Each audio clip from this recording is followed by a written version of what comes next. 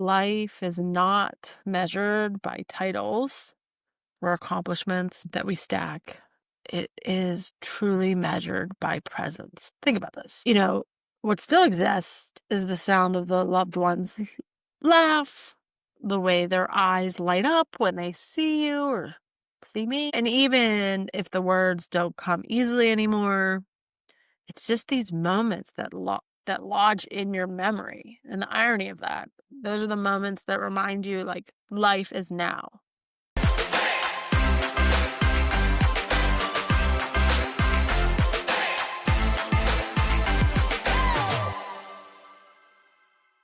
Welcome back to Integrated Being. I'm Elizabeth, and I'm grateful you're here with me today. I wanted to open this conversation with an invitation. Take a breath. Really, wherever you are right now, pause and let your shoulders drop. Inhale deeply. Exhale fully. And realize that's small act of breathing sets the tone for what I want to explore today, but also a reminder that it's always there if you need it. And I find it's a space that I've gravitated toward many times in the last few months. And so there's this tension between maintaining the steady rhythms of life and living with an undercurrent of loss. And, life rarely, as we know, unfolds exactly as we imagine it. We like to believe there's a rhythm that we can count on.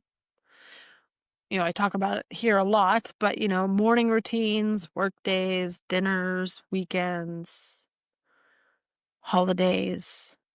And for the most part, those patterns hold.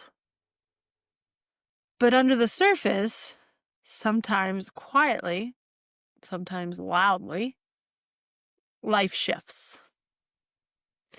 And with those shifts comes the question, how do we keep showing up for the life in front of us while holding the weight of what feels different or even slipping away? One call it the quiet undercurrent. And I think a lot of us and all of us may be living in that space. I definitely have been living in that space recently. On the outside, not much has changed. I'm still leading projects, guiding conversations, creating educational content, deciding on meals, selecting what to eat, engaging with my kids, laughing more than yelling. But inside, there's a subtle current and an awareness that someone who has always been my rock, my guide, my steady hand, is no longer available or able to be that in the same way. And so I won't go into details, but because that's not really what matters. But what matters is this awareness that I wanted to share, especially each time that I visit, I'm confronted with a reminder that we all are, but, life is fragile. Relationships evolve in ways that we don't expect. And in those spaces, we are asked, or I'm asked, to notice it differently, to appreciate differently, to hold steady differently. The quiet undercurrent of loss, of knowing things are not what they once were. And that teaches me, and it pulls me into this sharper awareness of what really matters and where my energy belongs. And so, recently when I walk into this space where, my rock now resides, into a facility of caregivers, quiet, different smells, a quiet hum of just folk and staff going about their day, I'm reminded that life is not measured by titles or accomplishments that we stack. It is truly measured by presence. Think about this. What still exists is the sound of the loved ones laugh, the way their eyes light up when they see you or see me. And even if the words don't come easily anymore, it's just these moments that lodge in your memory. And the irony of that, those are the moments that remind you like life is now. And in this space, I find myself with two truths at once, gratitude for the moments we still have. And then this grief of what's no longer the same. It's a paradox, the both, end of life, and is where growth happens. So, silver lining. So, I wanted to share, just the language or the words and to the listeners and the audience, consider where you may be experiencing that paradox in your own life. Maybe it's with a parent or a partner or a friend, a child leaving a home, or really a season of health that has shifted. You know, a, a time when once was. And so, of course, the details differ, but the undertone is the same. We are all invited to practice presence when things change. And what's been a surprise to me is even with the status quo, whatever that may be, or the normal daily routines that we often overlook, can become the lifeline. The ordinary moments truly become sacred when we realize how fragile the life that we lead is. And so, you know, even though being in that space and being present in those moments with the strong undertones of grief, taking that awareness into my day to day has been really profound. And it ultimately tunes or focuses one in on what the power of mindfulness is. So, what do we do with this awareness? And I think, one of my things of doing is sharing it here with you and writing about it and really like processing it because, I know that I'm not alone. But really, awareness becomes a practice, a practice in slowing down, a practice in noticing, a practice of asking questions like, where do I find contentment today? What small act of self-love or care or giving, grounds me, grounds you. And letting myself see the simpleness, the beauty that's still there.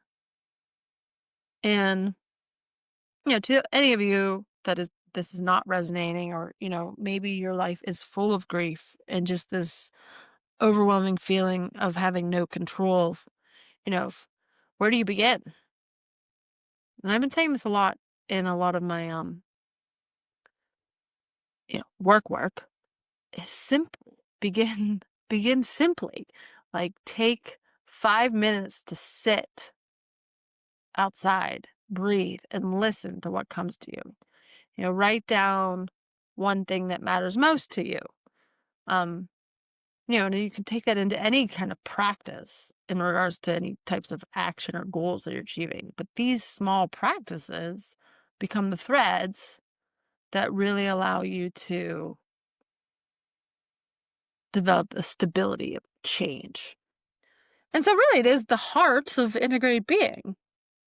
It's not about chasing perfection or building a flawless routine or, doing XYZ. It's about weaving the mind, body, and spirit into alignment, especially when life feels unsteady.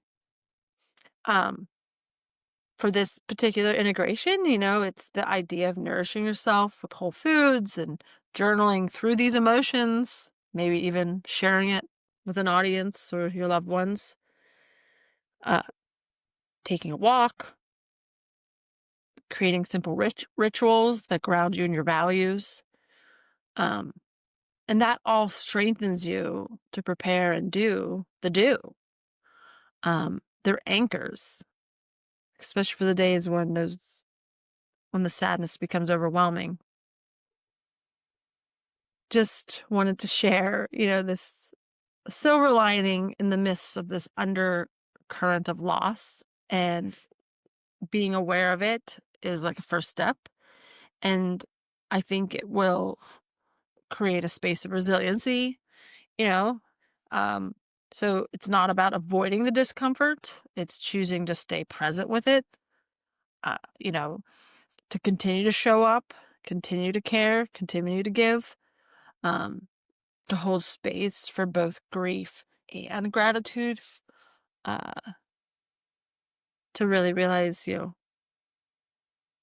there's always a tension of what was, what is, and what may come, right? So, like, where we've come from, where we are, where we're headed, or where we ought to go. It's a great book, by the way. What Knock, the birth of the chaotic age. Highly recommend it. But here's my invitation to you: pause today, not tomorrow, not next week, but today, and really ask yourself what truly matters to me right now. Where am I finding this contentment?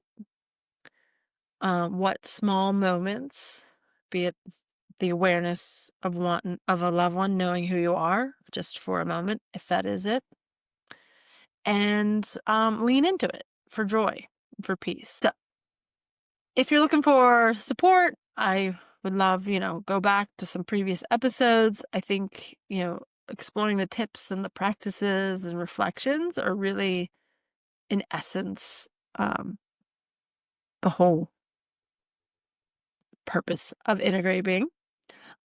We all need that anchor. We all need that awareness. And so you don't have to move mountains and achieve a certain leverage of success to fully live. It's really the most courageous act is simply to notice the moment you're in and to stay present with it. Thank you for spending time with me, especially during these vulnerable moments. These conversations aren't always easy, but hopefully you feel they are real. And in that realness, we connect. Till next time. And if you like this messaging and like this community, please subscribe or like, and so we can stay connected and continue this journey together.